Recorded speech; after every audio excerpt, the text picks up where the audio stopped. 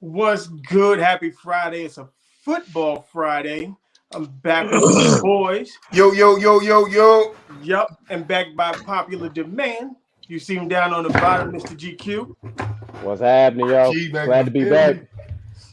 How's everybody doing, Troy? How's everything? Hey, I'm good over here. I'm just ready to get to it, man. I'm just ready to get to it. How you guys doing? Mulich, how you doing? I'm good, man. I'm good. Celebrating my wife's birthday today, so happy birthday! Shout out to my wife. Happy birthday to your wife. Hey, cheers to the wife. Cheers to the wife. Yeah, I'm good, man. How y'all doing today? We're doing good. GQ, what's up? How you feeling? I'm good, man. I'm recovering. Just had a little surgery yesterday. Team no more kids for me. So or you got the snip. Yeah, I got the snippy snip, man. We took care of business yesterday. I feel you. YouTube, don't demonetize us, please. Please don't demonetize. Educational health purposes only. Educational health purposes only. Disclaimer.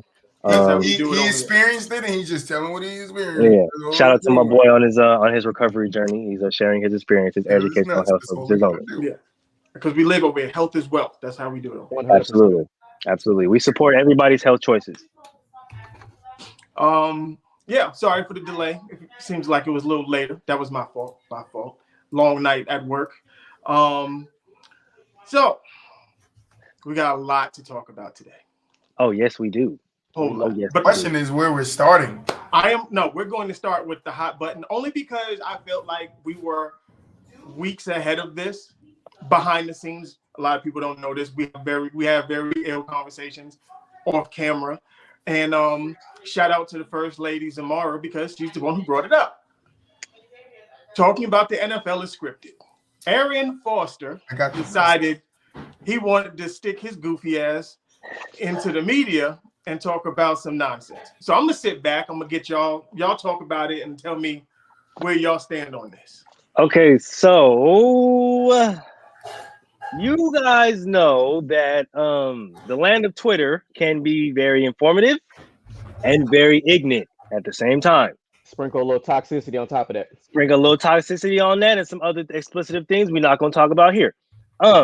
So as soon, and I mean as soon as that video hit the timeline, Twitter exploded. Boom. Okay, and I'm talking about pro athletes even got into it. Oh yeah. Yeah, that's what I'm looking at right now. Okay, this is probably the most legendary thing I've ever seen happen. This goes down. I think. Well, I don't know yet. I still got to feel it out. But I think when Manny Pacquiao got knocked out, he broke the internet. But I think this might take it over. This is probably almost up. I'm not even gonna lie. This is almost up there because just the responses have been absolutely legendary. Legendary. The players are the ones that crack me up the most. The players are. That's what I'm looking at. I want their response. I'm losing it. Okay, I'm losing my mind right now. The memes with the two dudes sitting down next to each other, and it was like Robert Griffin III and Andrew Luck reading their script. Oh shit! The hard to swallow pill. The NFL is rigged. We got Michael Jordan and Tom Brady right after reading their scripts, and you got a video of Michael Jordan and Tom Brady hugging each other. Like people gotta it's so. The comment was ridiculous. Now, people don't, like I said, I don't consider myself, I wasn't in depth in the NFL. Like I told you guys, I was a practice squad dude. So, but I was there for a lot of it. There's no way, do you know how many people would have to be involved in order to rig an entire league? And to have a script, mind you, players come in and out every day, in and out. Somebody would have told something before Arian Foster. That's just me. So, and on top of it, I don't think the league would want a dude like Andrew Luck to finish his career in 5 years. Like, I think they put a little too much into him for that to happen. I think Deshaun Watson probably didn't want this to happen to him. Who else can we go to? Dante Stallworth. I don't think Dante I got a Stallworth question. wanted to. I got a question. Oh, I'm sorry. I can't. I'm reading these as they're coming in, as they're leaving, as they're going. The old ones, the new ones, and I'm.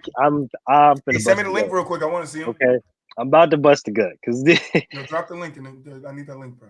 Oh my gosh, I got you because this is absolutely crazy. Is it just the games that are rigged, or is it their personal lives too? Because they're talking about everything. No, he said it's WWE.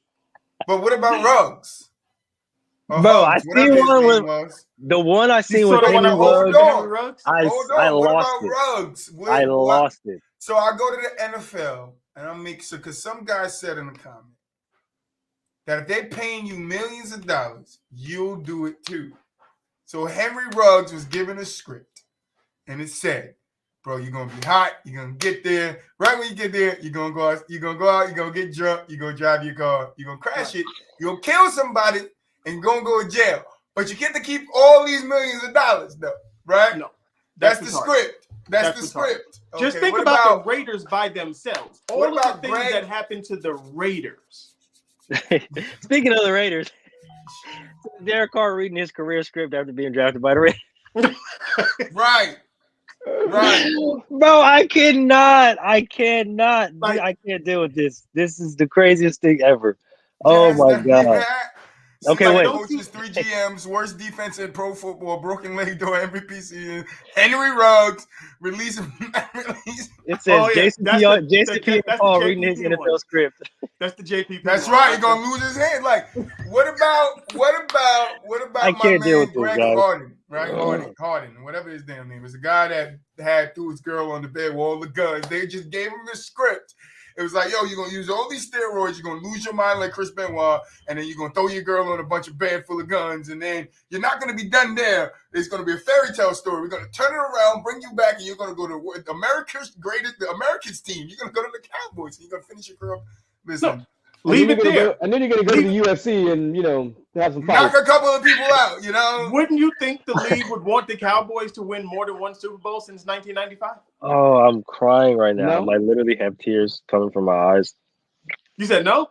No. Oh my God, I can't. $1 billion team that's by itself is a billion. Like, I would think the biggest draw in the NFL, they would want them to be relevant. They are relevant. As long as Jerry Jones is there, they'll be relevant. It doesn't mean they'll be viable. It just means they'll be relevant. No, do you know what would happen if the Cowboys went to a Super Bowl? It would blow up. That city would blow up. Dallas don't need no more gas. Hey, I'm not even gonna lie to you. If the Cowboys, out of all teams, right? And I know a lot of Niner fans, so trust me, when they went to the Super Bowl, it was hectic. But if the Cowboys, if out of all fans, the world might burn down. Okay? Yeah. Oh, I know. There's Cowboy fans that pop up out of nowhere. You forgot. I live in Texas, so I know. I've been out there. I've lived out there. It's a different world. Okay, like if the Cowboys was to ever win, I promise you that the world would end right there because we wouldn't. News stations would crash. I'm not even coming out the house. I wouldn't even. You would have to go on the ground because U.S. polls would fall out the sky. Bro, you would see some like Resident Evil meets World War Z type shit. Quite literally, it would be The Walking Dead to an extreme level because everybody would be running around drunk. It'd be nuts. But honestly, I don't know what drove Arian Foster to say that. I don't know. He was joking though. If you watch the interview, was he? I didn't watch the interview. I watched the interview from it. It sounded like satire to me. He was joking. He didn't say it seriously. It was a joke. It sounded like sarcastic. I normally everybody took it and ran with it. But I normally watch whole videos when I see stuff like that, but I just said no. This conversation, because we can have the conversation regardless, because he sparked it. He did spark it. All these fans talking about the NFL being rigged, and now they're just going to point out when the refs did this and when the refs did that. And we did have this conversation behind closed doors, and I told you the only way a game could be rigged is in a Tim Donaghy kind of way. but that won't happen again. Another Tim Donaghy come along, won't happen again. Like there's precautions in place. It's too many cameras, too many eyes. It's just too much. Like you're gonna get yourself taken off. Like you see you see brothers got suspended a game for telling he's a bitch ass motherfucker. Yeah, referees, it's a different time now, man. Hey, he really called him that, bro. Yes, he did. Wild. Yes, he did. That is wild. Yes, he did. That is the hell. That's you feel funny. me? That's but like, you gotta understand, like that's the only way. So the NFL can't. It's too many, like Mel said. It's too many moving pieces. It's quarterbacks. It's wide receivers. There's the line. There's the other team, defensive line, linebackers, corners, safeties. Like all of those guys have to be in cahoots. Not only that, the refs have to be. The refs have to be in cahoots. The announcers, the coaches, the practice, whoever the assistant, the whole coaching team has to be in it. Not only that, the water boy has to know. The guy who does the damn, everything else, the scoreboard, he has to know. The announcers, they gotta know. Pieces, like every piece will have to work. And that's so like this time and time, and it's not going to work that way. Somebody's going to slip. Somebody's going to say something. And I went to say this to somebody. My last point I'll make. I asked this guy on TikTok, and he was like, "Oh, something like that." On another video, I think that you was talking about an initial one. Might have seen another one, but I asked him. I was like, "How long has the NFL been around?" Right, 70 plus years, 75. What is it? Almost 70, 80 now. Almost 80 years, right? I'm like, why hasn't it been one whistleblower? That's my point. A true, legit whistleblower evidence, like Eric Snowden. Somebody, because he would have pissed somebody off. Somebody would have got pissed off. Eric Snowden. How could you work for the government, get out with all those documents, and then you're going to tell me the NFL, you can't get out with documents to show that they're doing this, that, and the third, and almost 80 years, nobody has done it? Nah. Don't forget. If there was a time to do it, Daniel Snyder would have blew that whole goddamn thing. Don't forget, Troy is a criminal justice major. All right? No. Don't forget. All right. So that was the fun part. Let's get down to business now. Let's get down to business. So Eric Bieniemy was not offered, but he interviewed, or they want to interview him for the Baltimore Ravens offensive coordinator position. It's kind of sort of a lateral movement, not a head coaching job by any stretch of the imagination. But if anybody knows me and knows where I stand on this, I think this helps out both parties. It helps out Eric Bieniemy, and it helps out Lamar Jackson should Lamar Jackson stay. And I'm going to say it like this. Why? Because I said it before. And y'all can fight me in the comments on TikTok because I'm definitely going to post this one. I've always said you take any of the okay, I'll just leave it with Lamar Jackson and Patrick Mahomes. Lamar Jackson can go into Kansas City right now and do exactly what Patrick Mahomes is doing. Exactly, if not better. Patrick Mahomes could not go into Baltimore and do what Lamar Jackson is doing. So if you remove Eric Bieniemy, because I think that it's the offensive coordinator, Eric Bieniemy, and wait, hold on. Go ahead. No, go ahead. Because all right, my point by saying all of this is we've seen this offense operate without Patrick Mahomes. It's not as quote unquote dynamic, but it still operates. Alex Smith before Patrick Mahomes had the Chiefs at 14-2 and go into the playoffs. When Patrick Mahomes gets hurt, Chad Henne is good enough to operate that offense. So if you remove that, I think Lamar Jackson. What you getting, trying to get a massage? Lamar Jackson gets him a real offensive coordinator to take him out of the run-centric stuff that he's doing now and actually gets to highlight the fact that he can throw the football and use the weapons that he has at his disposal. Those young receivers are good. The offense that they're in is just trash. So you get him a Kansas City type offense with his mobility, with those receivers and the tight end, because Travis Kelce, Mark Andrews. It looks similar. You can make it work. And I believe that'll help out Lamar in the long run, Eric Bieniemy in the long run, because people think that it's Patrick Mahomes more so than it is him and Andy Reid. My opinion. So tell me what y'all think. I just have a question. I want to go back to that part when you said Lamar and KC can do what Lamar or what Patrick is doing, or even better. Yes. Patrick, with Patrick Mahomes and the Ravens couldn't do what Lamar is doing. Right. Are we taking into the fact that both of those teams are built different? I am, but I'm taking the fact that Lamar's skill set is, he can without changing the offenses. Lamar can go into Kansas City and run that same offense. Lamar, only thing Lamar would add to Kansas City is extra running game. I like Lamar, and I'm not bashing Lamar, but Lamar does not have the arm or the ability to make the plays that Patrick Mahomes made all this year to help his team get first downs and yards when they needed it. Look what Lamar's doing with less talent.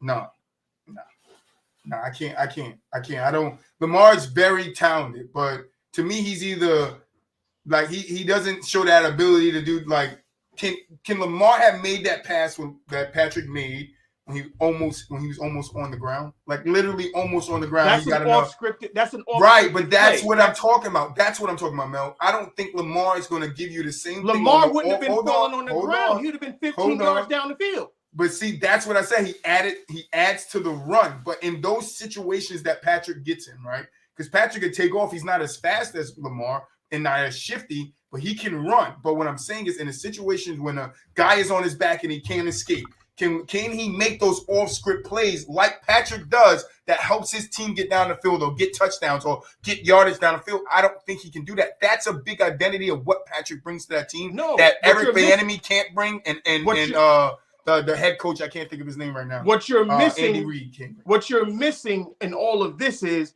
that Lamar Jackson in college came from a pro-style offense. He made pro-style reads. The biggest issue with Patrick Mahomes is that he doesn't make pro reads. Well, I know how you feel about Patrick Mahomes, but I'm not gonna get into that with you. But what I'm saying is, but in those moments, I don't think he's going to make self-inflicted off-scripted plays. You can say that, but he still gets himself out of it, and it still helps his team. But it's self-inflicted. If he makes the reads the way they're supposed to be, he never gets in those situations. That's maybe how you play it or how you see it. Maybe he don't see it that way. Maybe Patrick don't see it that way. Maybe that's not how he doesn't see it that way. That's why he does. Maybe he don't see it that way. But no, I don't agree with that. I don't agree not at all. I don't agree that if you put Lamar, like if you gave him Eric Bieniemy and you put him in the Ravens, they would have to come up with a scheme for Lamar. That's fine. It can work there, but putting him in KC with a team that's built for Patrick Mahomes, I don't know if he can pick up and do what Patrick Mahomes does. That's the point that I'm making. You can put Lamar in that situation. You cannot put Patrick Mahomes in Lamar's situation. I'm telling you, I disagree with both. I don't think any of them fit in either of them situation. I think the teams are built for both of them differently. It's a spread offense. I think you can. I think you can. I think you can put Deshaun work. Watson in Kansas City. You can run the list down. Deshaun is more comparable to like I'm thinking about the arm and what Patrick does and those off-scripted plays with his arm. I don't know if Lamar can do that. I'm not saying he can't. I don't know if he can. I've seen Deshaun Watson make off-scripted plays and off-scripted throws as he's getting tackled or something like that. I've seen a lot of quarterbacks consistently do it to help his team, especially with his wide receivers being in and out the lineup this year and having the wide receivers that pass. I don't know because when Lamar goes off script, he runs away from right. But that's what I said. That's what I said. But that's what I'm saying with the way that I don't know. I don't know if that's going to translate 100%. I give him Eric Bieniemy. I don't have a problem with that. But to take Lamar and just put him in KC as it is around, I don't think it works. That's just my opinion. As Mel said, that's it.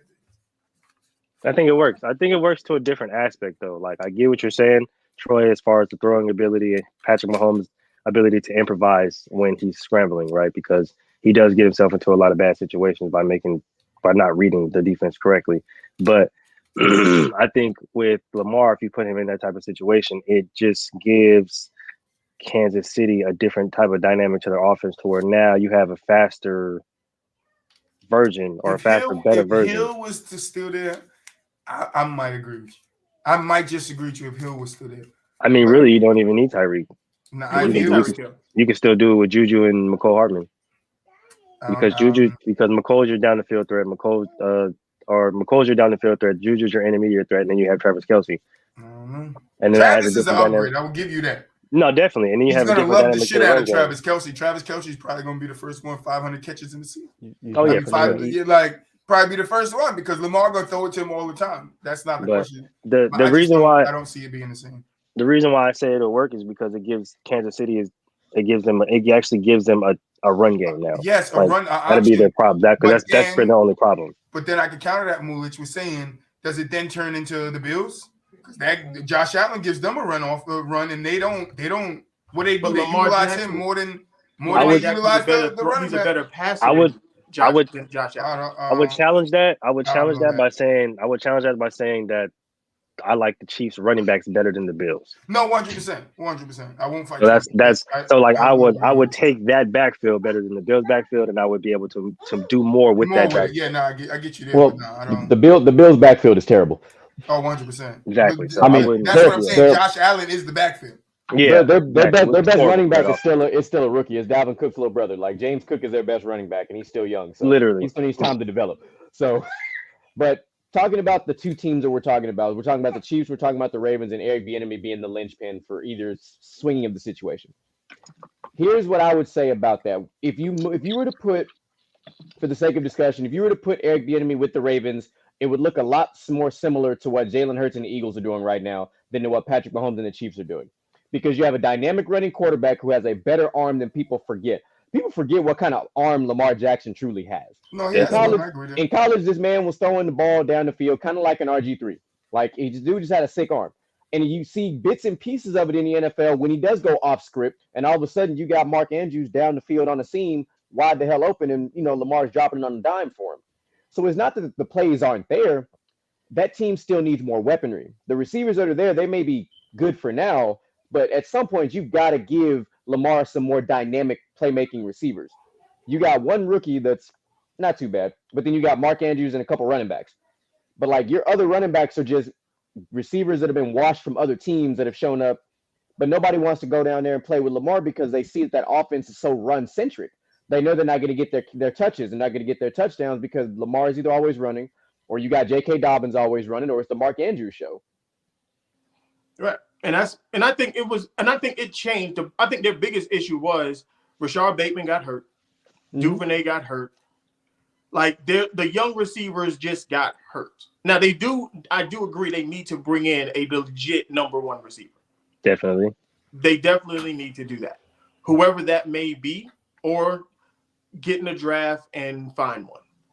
I think if the enemy does take this job and they can develop Bateman as a solid number two and he can stay healthy and go get that dynamic receiver, then and Lamar stays, because that's the biggest factor. Right, that's the biggest thing right there. I think the enemy hire would be them asking Lamar, like, look, we're going to change things. Yeah. We just need you to stay.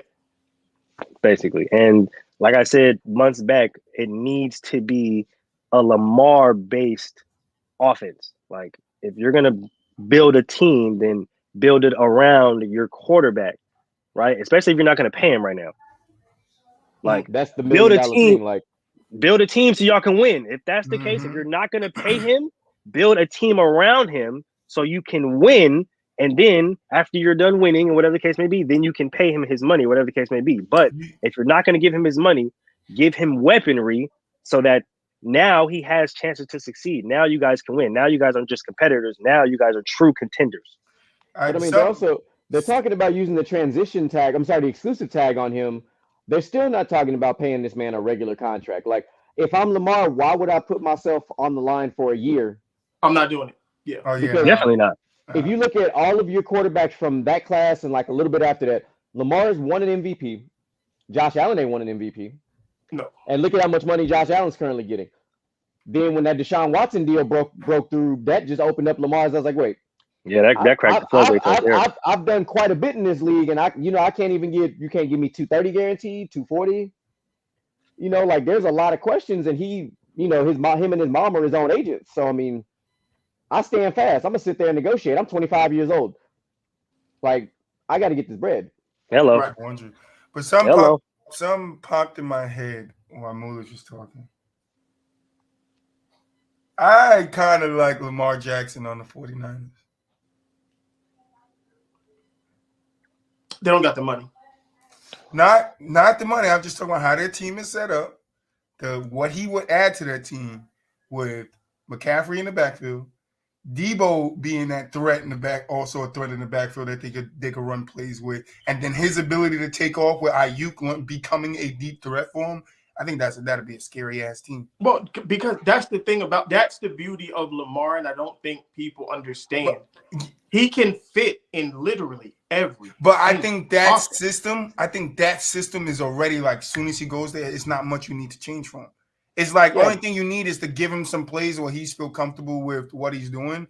But like, you have the weapons there, you have the defense there. All they really missing to me, the 49ers, is a quarterback. And if I had some way to get Lamar over Aaron Rodgers, you'd have to give up a lot. You have to give up. I know, because the Niners are already in the Niners are already in a bad spot because they gave up so much to get Trey Lance. Yeah, and then Brock Purdy just decided to show his ass this year. Mm-hmm. So it's like, if I'm Kyle Shanahan, I think about this from a front office perspective. My cheapest salary is currently my quarterback, which means I can continue building to keep this team viable for years to come. Oh, no, 100%. So why would I want to bring in, like, if I bring in Lamar, I have to lose something important. I'm just saying, if you look at teams around the league, you put Lamar on the 49ers right now, next year, I guarantee you they'll be in the Super Bowl. I guarantee you. Because just the dynamic he adds to away from going in. Right, from going in. They were literally. But just how dangerous he makes that 49ers team, that shit would be crazy. But that's every team he would go to, though. No, because I don't think every team has those weapons, though. Him in Washington would look like retarded. I don't know. Him in Washington would look pretty good. It would look pretty good, but not retarded. Him with the 49ers is retarded. Him with the 49ers are retarded. Like, that's retarded. I like the receiving core that Washington has. It doesn't get talked about. I like Terry McLaurin, Josh Dotson, the rookie. Like, they've got some solid talent on that team. That would be crazy. And the defense to go with it. Yeah, Chase Young was out this year, wasn't he? Yeah, he didn't play until the last 2 games of the season. That defense still has. Hey, remember his rookie year, he went off. They still got 4 solid pass rushers on that front line. Yeah. The problem is Ron Rivera needs to. He needs to bounce. He needs to go. Yeah, some coaches just get outdated, bro. Man, outdated ain't even the right word. He was just terrible for that team. He would just he's just bad. He just made very bad decisions all season. Definitely. All season. Yeah. Yep. You put in a quarterback, and all of a sudden you didn't even realize you were in the playoff picture still until you lost the game. That's unexcusable. That's the part that irritated. That's a fireable offense. How did you not know this? But that's a whole nother story for another day. Yep, that's a Washington thing. That is definitely a Washington thing. Let's get to another coach. Well, this one actually getting a head coaching job. I feel we talked about it. I don't like it at all. I don't think this is a good job, point blank, period. And I think they're only doing it because of the backlash of what they did to Lovie Smith. And that's DeMeco Ryans taking the Texans job. Definitely. I don't like the underlying narrative because you've already fired 2 black head coaches in 3 years. You fired 3 coaches in 3 years. So exactly. The problem with this whole hire, and it's I love it for the fact that, of course, DeMeco Ryans played for the Texans. He was a key part of a lot of things they did. That part of it is great. I don't like the top of that organization because absolutely not. That is the biggest problem with that organization is the top. It's led by an old world thinking, piece of trash. So it's like, what do you expect DeMeco to do? You gave him this contract, but how long of a shot does he actually have? Are you firing him off a year after 2 years? 100%. How long is he actually going to stay? 1 year. Like I wouldn't have taken the job if I was DeMeco Ryans, unless I spoke with management and everybody and said, listen, this is a 5-year job minimum. Yep. I don't have the quarterback. The roster is bad. The defense is even worse. The defense might be the best part of your team. I was going to say the defense is the best part of the team, unfortunately. Yeah, the defense actually was comparable last year. But like, there's nobody on that defense. Like, it's going to take. It's Stingley and I think there's a linebacker. I'm forgetting his name. But he was hurt most of the season. Unfortunately. You had the rookie corner from LSU, too. Yeah, Stingley. He was hurt most of the season. Yeah. But they still they gave a team like the Eagles trouble. And that's a dynamic offense. And they actually kept them, at bay. No, Kept they them under 20 surprised points, a like- lot of playoffs. Like I said it when they beat the Jaguars. I was like, they're gonna beat the Jaguars, even though they shouldn't beat the Jaguars. They're gonna beat the Jaguars, and they beat them. Like you got the running back. I like what's his Pierce. name? Damian Pierce. Damian Pierce. I like him. The receiving core needs help. It needs an overhaul. Absolutely. I just don't like that organization as a whole, honestly. No, Yeah, I just don't like the organization. Yeah, it's the organization is bad. So Like- unless they're going to give him a legit 5 years to build out that roster, he's going to be at a disadvantage because that's not a good roster. Yeah, of course we're not in the shoes of D'Amico Ryans. You know, we didn't play for an organization for as long as we did and become a coach and decide to go back home. I don't think with the way I think I could have gone to a team like Houston as my first head coaching position.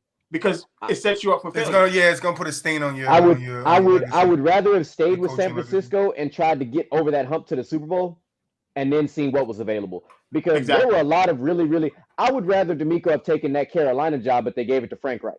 At least Carolina's defense is a few more pieces away from being a dominant defense. They're already a good defense. They just need a few more pieces. But Fun fact: D'Amico Ryan is who I wanted to be. Is who I wanted the Raiders had. I wanted the Raiders to hire last year, but wishful thinking. Yeah, they hired Josh McDaniels. You see how that's going. Oh yeah, unfortunately, and I called it. Trash. So, yeah, I called it the whole time. I called it before the beginning of the season. Hey, I didn't want him to leave. Hi, Mel. My OC, so shut up, Troy. Hi, man. I called it. Told you I didn't like it, but yeah, I just don't like. I just don't like him going to the Texans organization. I think that's a horrible organization. It's not a good one, and I think they're going to do him wrong. And I just don't like it. Honestly. He would have been better off just waiting it out for a better position, something better to open up. Yep, and I feel like something better would definitely open up. But I think even if or when, unfortunately, when this whole Texans experience goes wrong and he ends up leaving or gets fired, whatever the case may be, somebody's going to scoop him up just because they know how good of a coach he is and they know how incomparable the freaking Texans are. This is definitely not his first coach. This is not his last coaching stop. Absolutely not. Hopefully not. Speaking of last coaching stops, what are you pointing on? Because I think you're about to switch to the Drew Brees. I mean, Sean Payton. Yeah. Something popped in my head just now, right? Maybe he took that job because Russell Wilson reminds him of Drew Brees. Huh? I said maybe he took the job because Russell Wilson reminds him of Drew Brees. That's not a bad thing. No, I know. And I'm like, yo, but that's why he fucking took the job. Because Russell reminds him of Drew, and he's worked with a quarterback like that. That team, that's not a bad job that he took. That's a really good job. It was a bad head coach who took a good job. Oh yeah, hell yeah. At the time, fuck yeah. Like, no. Yeah, that guy didn't know what he was doing. Nathaniel Hackett had that's why he's back to being a coordinator. Which I find funny that he went straight, like he got hired pretty fast. He did. Oh, 100%. As soon as his season was over. Like I thought that was pretty quick for somebody who failed as bad as he did to get a job as fast as he did. But Brian Flores. It's a part of the NFL good old boy system. I mean, I have my opinions on that. Same thing happened. Well, with Kellen Moore, I thought Kellen Moore going to San Diego was a good idea. I mean, LA. Oh, it was great. It's an upgrade. It's an upgrade for him. Better quarterback, better weapons. Now I do think they need to focus in the draft. They do need to draft some more receivers because your two top receivers can't stay healthy for shit. Sure, make a trade for one. Or make a trade. But they've got to upgrade their receiving core because Keenan Allen, when healthy, is a top receiver in this league. He's a great receiver, but when he's injured, he's just injured. Right. If you give Justin Herbert somebody like a Justin Jefferson or Jamar Chase, and let's see what he do with that. Oh, he act a fool. He'd go like I don't like how people talk about Justin Herbert. It irritates me. He does get talked about kind of bad. Like it really bothers me because I don't think quarterbacks in general get bad raps for things that happen that's completely out of their control. Of course. And on the flip side, they do get more credit than they deserve at times. Totally understand that. Mm-hmm. They're the head of the team. But the stuff they say about Justin Herbert is absolutely nuts. Yeah. Like, it's crazy. And it bothers me because in college, I watched him and I was like, no, that's a number one overall pick quarterback. Like, very rarely do you find 6'5", 230, move like he moved with the arm that he has and then the intelligence to back it all up. Your GOAT. What's up, brother? Who's that? Oh. Your GOAT. One of our newest viewers. Thank you for stopping by, brother. Yeah, but back to Sean Payton. Yeah. This is a good thing for ride. Russell Wilson in general. Let's ride. Yeah. You think gonna make him stop saying that's probably the first thing he's gonna tell Russell stop Well, saying. he need to snatch up them damn hotel style amenities he got at the Broncos facility first.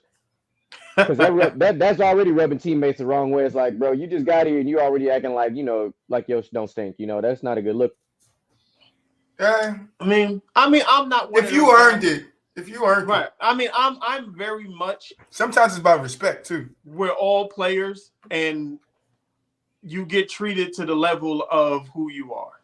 Like, yeah, but you're talking about a guy who ain't won a Super Bowl in a very long time now. But he's won one. But he's won one, and there's guys in his locker room that don't have one. That's probably true. Looking at him like, what? Yeah, what? You see this gold? You see it? But what has he done since then? He had a rough season in Denver. Prior to them, of course, there was some injuries and stuff too. But he had a rough season in Denver. Mayfield syndrome. Yes. I would get this is why I said it's like stuff that's out of the quarterback's control. Russell Wilson is not a Aaron Rodgers type of quarterback where he's going to buck against the system. He's a very company man. He's a company man. Oh, we know that. He's definitely that.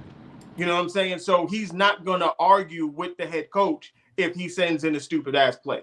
Aaron Rodgers is going to be like, I'm not running that. You're fucking stupid. True. That's what got Russell Wilson in trouble in the Super Bowl. When they sent in the play and it was a pass play on the 1 yard line instead of giving it to Marshawn Lynch. Any other quarterback maybe changes audibles and gives it to Marshawn Lynch. Yeah, they're audible 100%. Even Eli orders boo and gives it to Marshawn Lynch. They definitely audible. Like every single one audibles. That's just a smart play. That's what you do in that situation. And he's very much a company guy. He doesn't like to ruffle feathers, but he ruffles feathers because he doesn't like to ruffle feathers, if that makes sense. Yeah, no, I understand it. Yeah, I understand it. But yeah, I think it's a good move. I think they got some really good pieces over there. I just gotta wait and see what he does in his offseason. I mean, he got some time to get it together, but it's also got to see how healthy Russ comes back next year. Is he going to be 100%, 80%, 70%? What kind of Russ are we going to see? We're going to see the one that's ready to ride, or we're going to get the one that's saying let's ride. He's going to be motivated 100%. Like there's one thing we can't say he doesn't. He works his ass off. Oh, 100%. So going into this off season, he's going to be motivated because he works. And the thing I like at the end of the season is that everybody on the offense backed him up.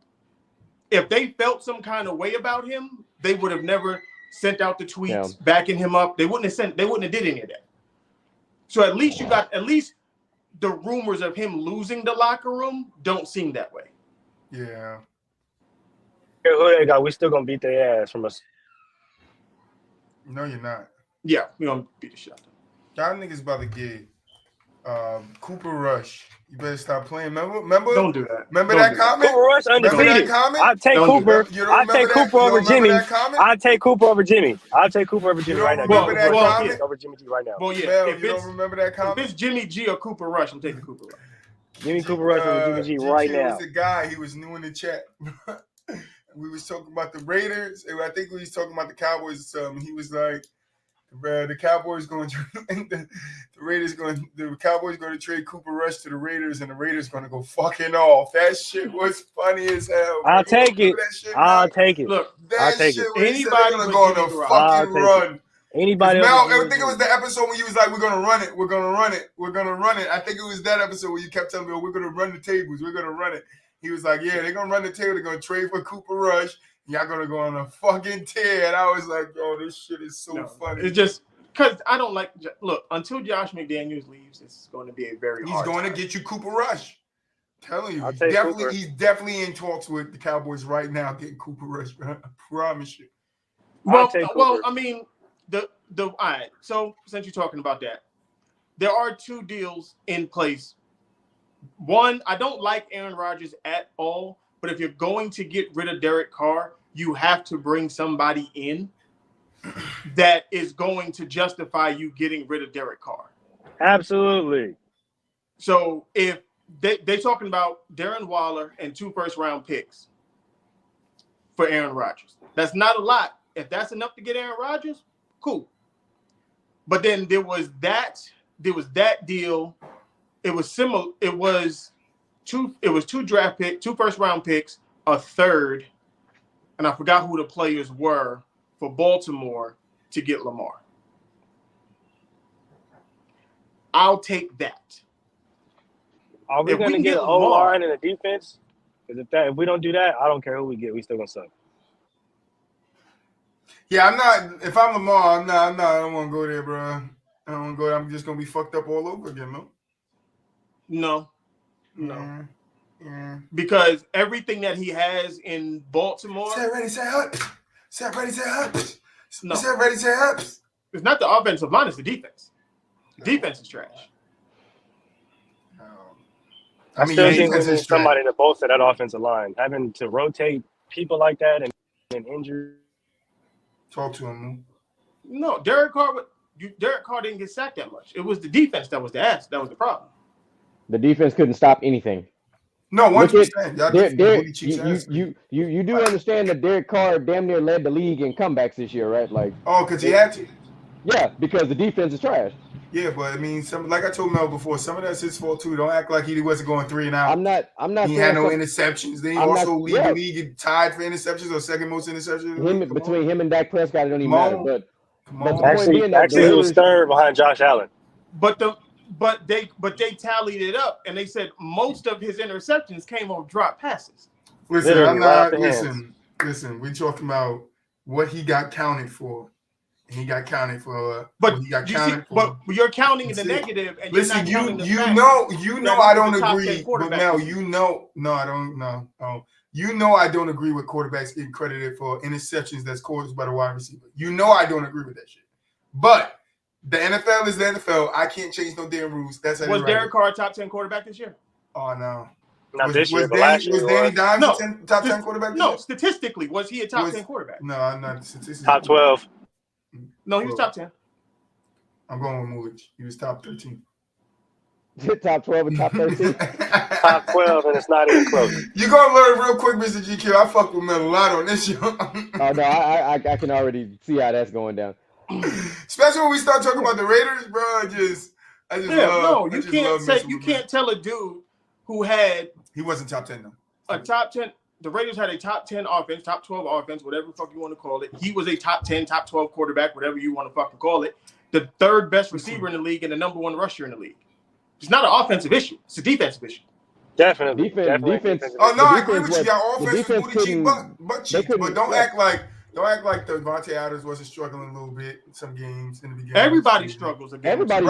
Right. But that's what I'm saying. You can't just say it was the defense. Sometimes a quarterback puts you in a position where he does not, and the wide receiver drops a ball, or they don't catch it. They're short of a line. Like that goes into it too. You turn the ball over to an offense, knowing that your defense is going to give up fucking points. And I get it. You cannot go down and score on every drive. I get it. But it's more than that. 100%. But I'm just saying, like when you guys say the defense was trash, yes, but the offense played well this year, but they also made key mistakes too. And that's all I've ever been trying to say to Mel is that offense, Derek Carr has made key mistakes too. Like if the offense Adam has made key mistakes too. We talked about one of the mistakes. 12-point lead 5 or more times, and the defense, and they lose the game. I just agree with you that the defense is booty cheek, ass cheeks.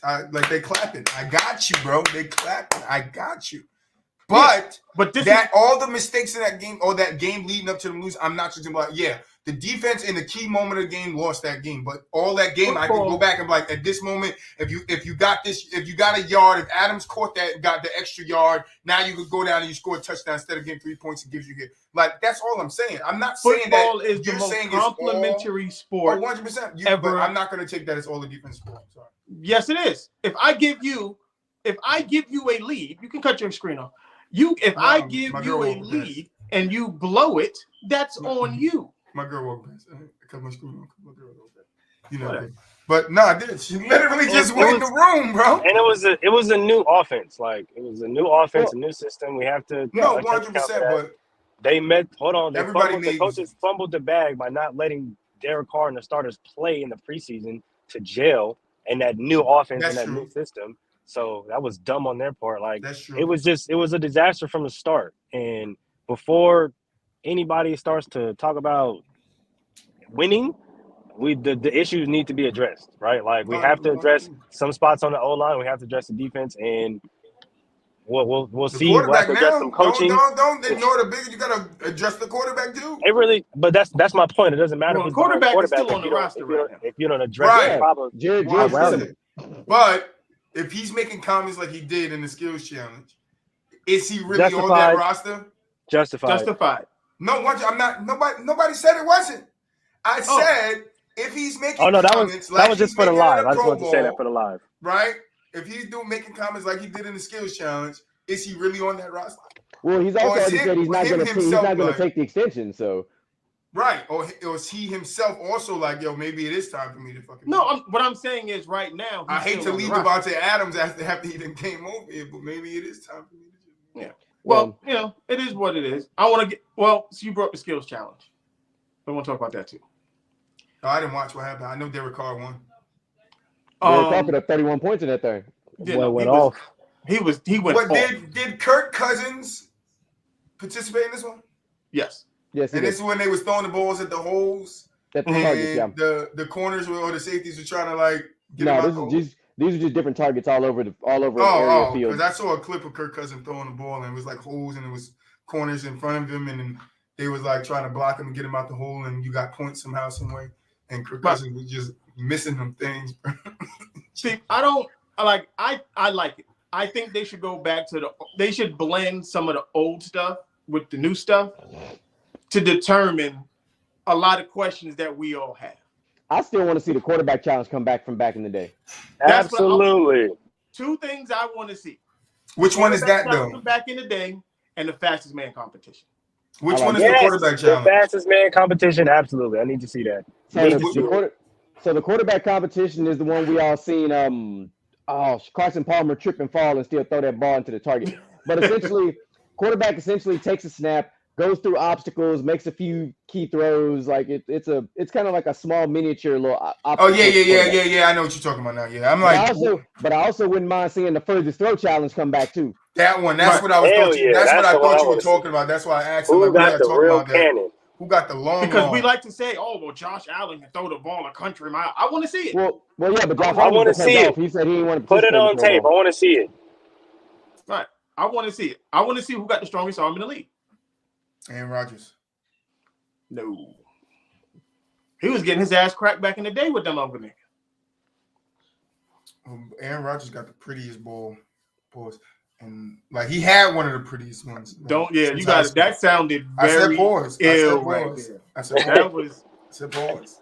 Clip it up for the TikTok. I said pause and make sure you get these thousands of pauses in there. Like even pause me on the screen because I said pause.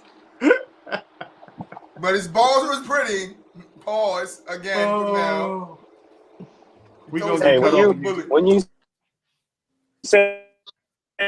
When you said pause and your screen paused, my screen really paused. Yeah, see? I got magical powers, man. Whatever. You talking about good balls. Pause. Also, I'm in Vegas. This is probably off kilter just a little bit for you guys, but I'm in Vegas. So we got the East-West Shrine game. Mm-hmm. And there's a couple dudes. I don't know if y'all watch college football the way that I watch college football, but I love college football. and Sure do. I like predicting who's going to be good or who can translate to the next level. And I got two guys. I don't know if y'all got guys or anything like that, but I got two guys. One, I got Dontavian Wicks. He's a wide receiver from Virginia.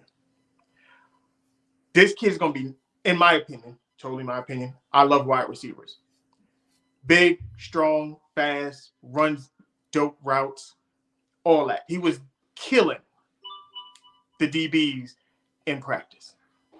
What name did you say? Dontavian Wicks. Oh yeah, he's gonna be nice. He's going to be nice. He's going to be a problem, in my opinion. Like I said, all depends on where he goes and all that other stuff. And the other guy that I think is if I'm the Raiders, this is the kid that I take. My man Dorian Thompson. DTR is probably, this is my opinion, because I've watched this kid from the time I moved to Las Vegas till now. He's the best quarterback in the draft. UCLA quarterback? Yeah. He's the best quarterback in the draft. Okay, so look, I don't trust it because I don't trust UCLA quarterbacks, but I really like him. So I'm optimistic. I've been, since I moved out here, I've been watching this kid. And they're talking about they got like a 5th round grade on him, like a 4th, 5th round grade on him, which is crazy to me. But like I said, if I'm the Raiders, he's from Vegas. You can wait to the 3rd, 4th round to snatch him up and start grooming him to be your quarterback. If the goal is to go get Aaron Rodgers, that's the kid you get to back him up. So let me ask you this, Mel. You said he's the best quarterback in the draft. What separates him from a Bryce Young and these other guys that are already graded 1st round as opposed to this young man here? He's got the better arm of all of them. Okay. I believe everything that they love about those guys, he does it better. He's bigger, he's faster, he's strong. Like his arm talent is ridiculous. He can make all the throws. Every throw you need to make on the football field, the deep outs, the deep comebacks, the seam routes, the slants, all of those. Great decision making. Like I said, he just played for UCLA and he played with Chip Kelly, so they don't really get. If you just watch some of his games. I understand. I watched a lot of UCLA this year. I'm asking for the sake of discussion because kind of like Mutely said down there, just when it comes to your Pac-12 quarterbacks, it's like right. I just think for him, I think he's a little different. And that could just be my bias talking. It could just be my bias talking. But I honestly think that's the guy. He's going to be the guy. Would you take him or would you wait for Caleb Williams? I don't think the Raiders are going to have a high enough pick next year to draft. Yeah, they're not going to. The Raiders are going to be better. The Raiders will be better this upcoming season than they were last year. Yeah, I don't know. Not with that butt booty cheek clapping on defense. I was going to say I can only hope so. But no, I mean Caleb Williams is a different story. He's a totally different talent. That's a different thing. Yeah, but no, DTR's not too far. DTR's not too far off of that. DTR, I like I said, I don't like UCLA quarterbacks. I don't trust them. But as far as him, what you said with him being in the Chip Kelly offense and that run option offense first and whatnot, you can tell like the type of athlete he is. He excelled in that just because he's an athlete, right? Like he can literally do anything on the field, and that's a different dynamic because even with UCLA, like they were competitive because of him. Mm-hmm. His dynamic to not only throw the ball, but to be big enough, strong enough to run that option plays. I like how Chip Kelly runs the option plays, and we all know how that is. Looking back from Oregon, it's like that gives people a different dynamic. And when you see him throw the ball, I was really worried about this game when I was, like I said, I love college football. I was really worried about this game when USC played UCLA this year. And what he was doing to defenses, the numbers he was putting up was absolutely crazy. And, well, and RPOs is kind of what a lot of the NFL offenses are going to anyway with those types of quarterbacks. So if you've got a college quarterback who's already running the RPO and running it well, i.e., look at San Francisco, look at the Eagles, look at Jacksonville every here and there. Like, it definitely can have success in the NFL if you got the right quarterback in place for that. Mm-hmm. Definitely. And I think he's especially in this draft class. I don't think Bryce Young. He reminds me too much of Tua. Fair enough. That's not egregious to say he's an Alabama quarterback. Yeah, it's another Alabama quarterback. So yeah, he's small, and it's not that he's small in height. He's small this way. Like he's very thin. He's a very thin dude. So that's that's the same problem Tua is having in the league. Like once them big dudes start leaning on you, that shit start to hurt. Well, and I've seen games with Bryce Young being under pressure too, and it's not pretty. Right. Like when the heat is truly on, and I'm not talking about like a traditional 4-man rush. I'm talking about an actual blitz. He's a different quarterback. Mm-hmm.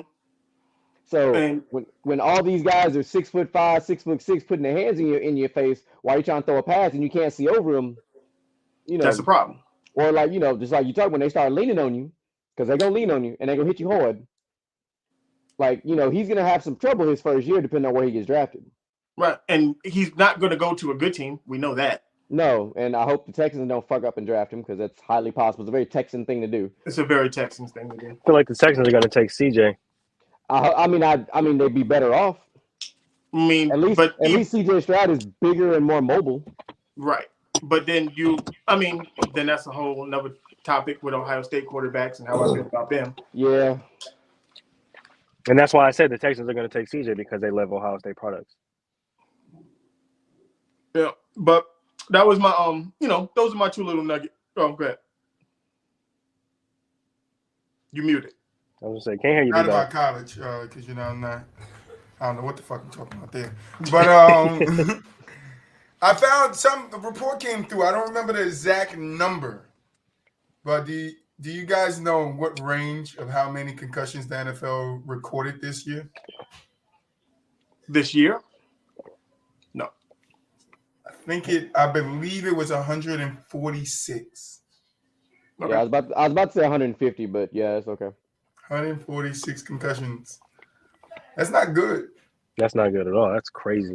Well, see, it depends on it's not the concussion, it's the grade of the concussion. Yeah, but still, that's not, no matter how you spin it, it's like 146 in 1 year. Anybody's going to look at it like, all right, that's not good. Then you start diving in deep like you're about to do. Until all right, how many was a grade A? How many was a grade B? How many was this? How many was that? But you got to look at 146 across a 17-week NFL season with 32 teams. You're talking about 53-man rosters.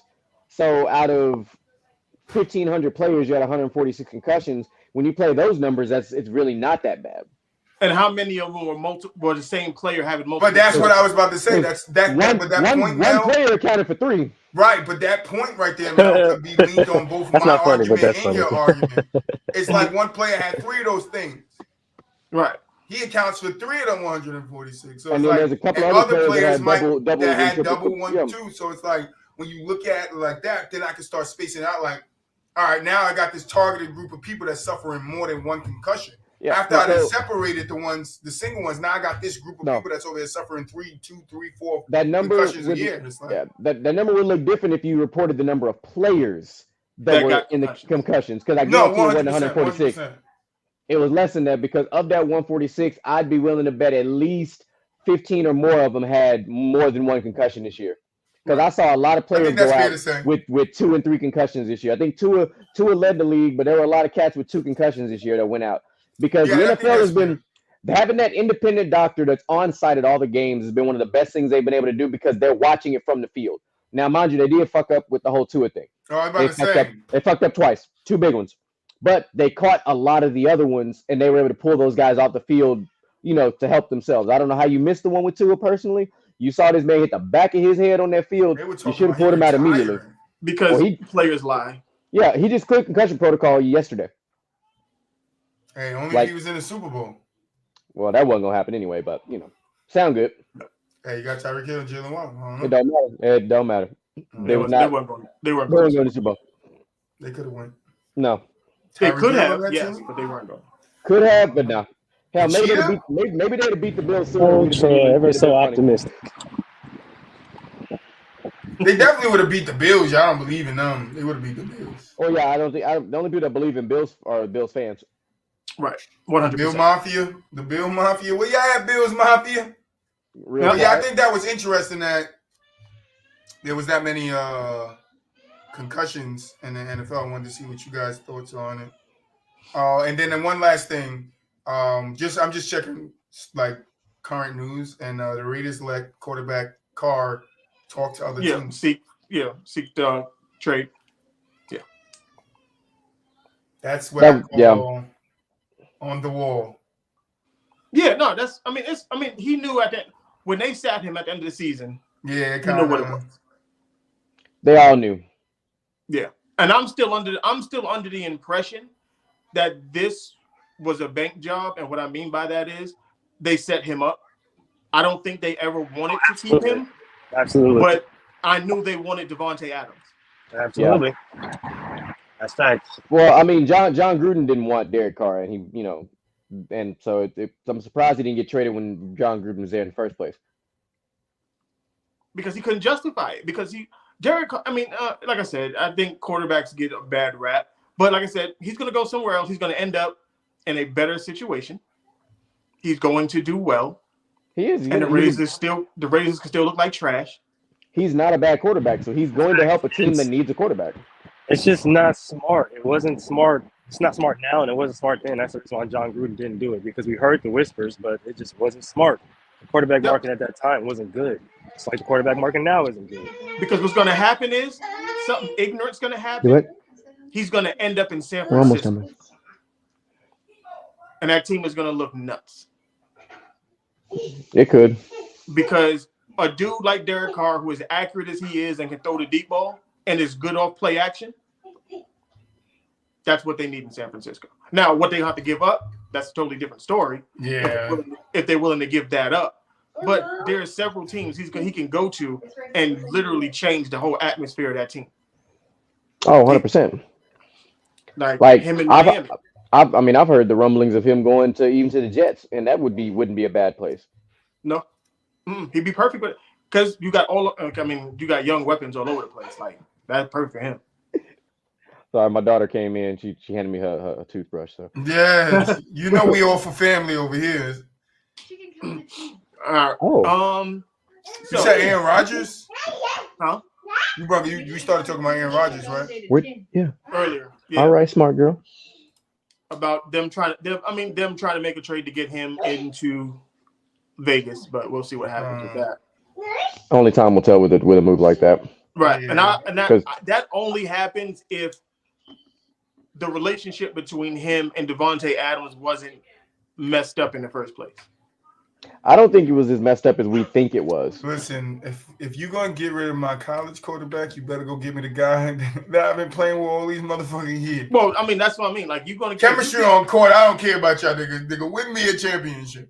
You got to upgrade that quarterback. If you're gonna get rid of that, you have to upgrade. Like it can't be no lateral move. It's got to be an upgrade. Upgrade, yeah.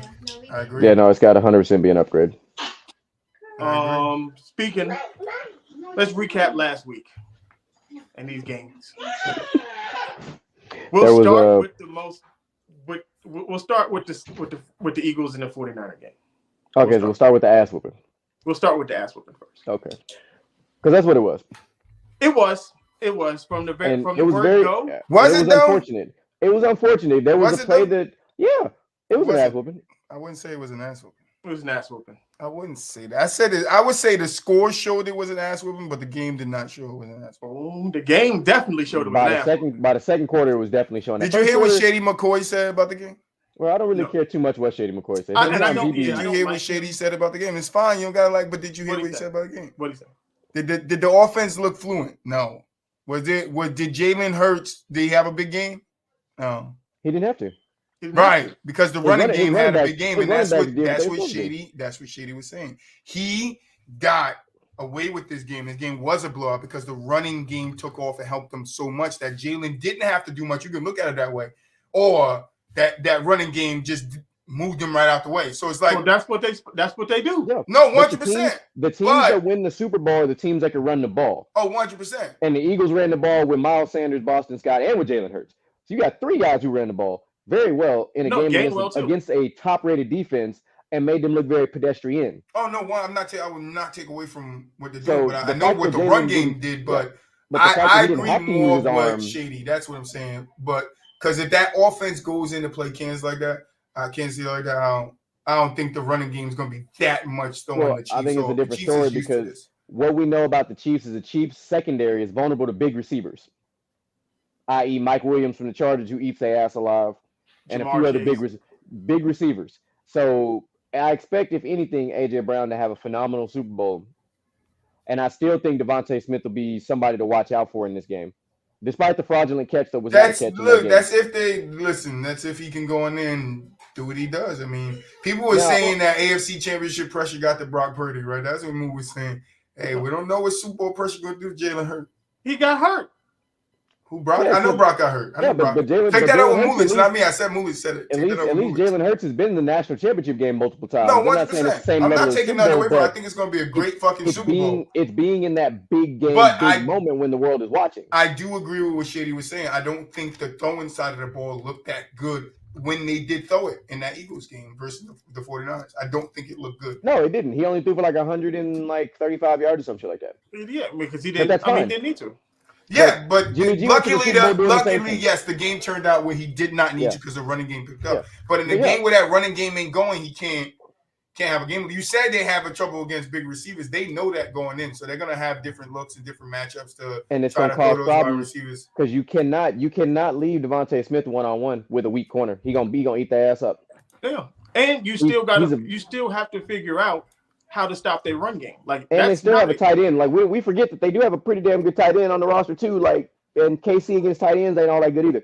So it's good. Nope. But I'm not sitting there saying the Eagles are going to win the Super Bowl. But I'm saying there's a lot more game planning that has to come into the fold. Oh no, 100%. That's why you can't afford to double team AJ Brown the entire game because it ain't gonna do you no good. It's gonna set you up for failure. Because there are so many RPOs I'm running to the opposite side of the field now, opposite of where AJ Brown is, that's gonna leave too many open holes now. Because you're committing 2 players about tackling. For 1. Yeah, then you got to worry about tackling. And the Chiefs ain't that good at tackling as you saw in that game because receivers were running wild in that Cincinnati game despite them losing. Right. And I still don't. We'll get to that in a second because it was bad coaching in that fucking game as well. It irritated my soul. I hate the NFL back in the chat. This is my boy right here. He's right. McDuffie didn't lock Chase down. He did give Chase problems. He did do that. But AJ Brown is a different species of receiver. I don't know about that one, but okay. As far we're talking about as far as being a big guy is concerned. I haven't seen him look so human this year, season 2, so I don't know. KC. Well, we've seen every single receiver look human this year. Like nobody's just been, Devontae Adams. Even a guy like DK Metcalf has looked human this year. I mean, my biggest thing. Okay, you know what? We'll get away from the Eagle game because it is what it was. It got to a point where Christian McCaffrey was playing quarterback. That's how bad it was. Because Josh Johnson was in for 6 plays and then he was out. Oh, yeah. The 49ers was messed up, man. At the end of the game, that was it. But to me, normally, I think the biggest question is Jimmy was on that sideline laughing his ass off. Like he was happy. Jimmy probably would have got hurt in this game too. Shit. He would have got hurt too. No. I don't think so. But Jimmy was over there laughing his ass off. Why was he on the sideline? That's not my point. That's not Why my was point. he on the sideline? Not my point. Point is, Jimmy was over there laughing his ass off, like, nigga, I'm right here. But he was already on the back. He was already listed on the report that he wasn't. I know, but it's like he could have played. He'd been cleared to play. He was supposed to come back in the playoffs. He could have, but Kyle Shanahan decided. Right, but that's what I'm saying. I would have used him for backup. You trust too much. You put too much of your faith in Purdy staying healthy. No, you put too much faith in your backup being Josh Johnson. Right. Well, whatever. No, I think they put too much faith in Purdy because I don't think they ever would have thought they would have got to Johnson. Unless you're saying you should have put Garoppolo in that spot instead of him. Because that's what I'm saying. That's what I'm saying. Garoppolo should have been in that game. Garoppolo should have been out somewhere in that game. I don't know if it mattered. But I know Garoppolo would have came in and we've seen him do this before. We've seen Garoppolo do that before, come in a game and then make it a fucking game. And I think he could have did that. The problem is they should have had Garoppolo as the backup over Josh Johnson. You should have 100%. A comfortable backup. It's the playoffs. I don't care what your personal feelings are. I don't care about none of that. It's the playoffs. That's why he was on the sideline laughing. Trey Lance is out. We already know this. And you telling me there's no planet, on no universe is Josh Johnson better than Jimmy Garoppolo? It's just not the case. No. Jimmy Garoppolo was laughing because he was like, I would have got hurt too. No, he wasn't. Now, it's funny because the Niners, they're known for being injury prone. And you know what? For the most part this year, they didn't do too bad. All their injuries happened really almost in one game. In one game. It's possible very could weird. happen in. Right, and that could have been a game that Jimmy Garoppolo came in and was like, damn, Jimmy is that guy. He did it again. Jimmy is just unstoppable. Like, nobody can stop Jimmy. He's just a winner. And then he would have overthrew Deebo Samuel again and lost another Super Bowl. Hey, maybe he learned from his mistakes. He's not Ryan Tannehill. No, we don't know. We don't know because he didn't play in it. Don't compare Jimmy G to Ryan Tannehill. That's terrible. Ryan Tannehill is absolute booty cheeks. I'm taking Jimmy G. You better stop. I'll probably take Ryan Tannehill. Oh, crazy than the motherfucker, man. I wouldn't. Hey, I know what he gonna give me. I'll beat you in the playoffs. I know what he gonna give me an interception on the first throw. Give me that. The first play of the drive, he's gonna give me an interception. Come on, Ryan. Thank you, Ryan. I'll take that. You probably at least he tried to throw the ball. Jimmy don't try to do that. Jimmy throws the ball. Stop that. Stop that. Let's not do this. Jimmy throws the ball. Let's not do that. Yeah, swing routes don't count. So dink and dunks don't count either. He don't dink and dunk. He going downfield. How you think AJ Brown got that contract? AJ Brown got that contract because he know Ryan Tannehill. Look, AJ Brown got that contract and somebody got fired in the process. AJ Brown got that contract because they was like, damn, AJ Brown was doing this without Ryan Tannehill. He's still doing it with Ryan Tannehill? No, he just got a better quarterback now. Yeah, and then he was like, all right, we got to get it up. And he was like, I'm just saying Ryan Tannehill is better than Jimmy Garoppolo. No, he's not. Not even by a long shot. Not even by a long shot is Tannehill better than Jimmy Garoppolo. I would take my chances. I would take my chances even with Jimmy's injury history. Jimmy has got you to more AFC Championships game than Tannehill. I don't care. Did they not end up with the same result? Tannehill ain't even sniffed the Super Bowl.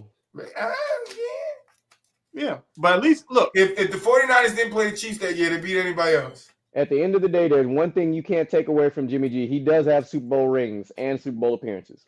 Being on a bench for the Patriots. It doesn't matter. Hey, listen. It don't matter. And then he was on the bench for the Patriots. Dan became a starter and showed that he's capable of getting a team to the conference finals and to a Super Bowl. No, he did something in that game. See, I hate it when it's one-sided. It's two sides of the ball. You have to do something on both sides. I know that. And the defense was the better side. I'm not talking about the better side. I'm talking about both of them putting it equal in a part. It doesn't matter if it was 70-30, 20-80. It doesn't matter. It does not matter. Jimmy put in 20% of the work. He did something. Stop taking away from Jimmy. I didn't say he didn't do nothing. Listen, all of the Raiders' losses was on Derek Carr. Okay, you want to say that? That's fine. That's your opinion. So does that make you feel better? Are you okay with that? That make you feel good? We do have a whole other championship game to talk about. All right. So let's get to the Bengal game. The game I called, the one that you said they was going to lose. No, because it made no sense. Because they beat them 3 times in a row. I don't care about that. They got there running the ball and decided to play the Chiefs and not run the ball. What happened? It's true. He went back to the comment. He's going back to the I hate the NFL. Jamar Chase and McDuffie thing. Yeah. No, like the fact that Joe Mixon only carried the ball 8 times is absolutely ridiculous to me. Yeah. Hey, they tried to make it a Josh Allen versus Patrick Mahomes, a shootout, and it wasn't happening. It didn't need to be. It needed to be win by any means necessary. Exactly. Right. And didn't they say going in that game, the team that ran the ball the most will win that game? Did Kansas City run the ball? Kansas City, listen, Isaiah Pacheco looked exactly like he was supposed to look. Somebody who got stolen in the draft. Mm-hmm. But that was the Bengals were supposed to line up Joe Mixon and say, hey, go win this game. And they didn't do it.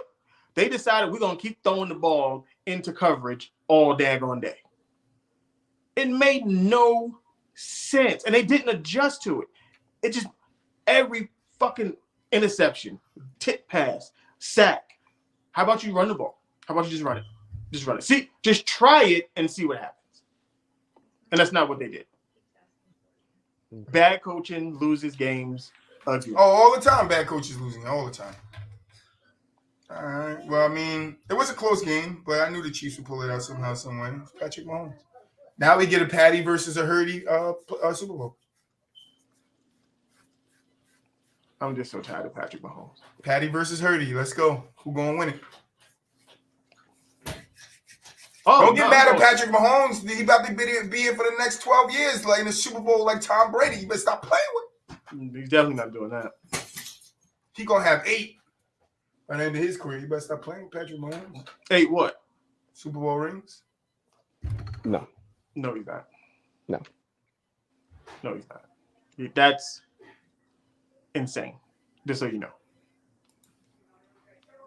But the Eagles will win the Super Bowl. Now I got Chiefs in the Super Bowl. Might as well get into those picks because Mr. GQ got to get out of here soon. Yeah, no, I got. So we can do that real quick. I already said it. I got the Eagles winning the Super Bowl. I wouldn't be mad if they did. I know I'm from the NFC East, but you know, I like Jalen Hurts. I mean, that Eagles team is like a really well put together team, and they've been that way for a long time. Just adding pieces to fix the cogs in the machine, and props to them.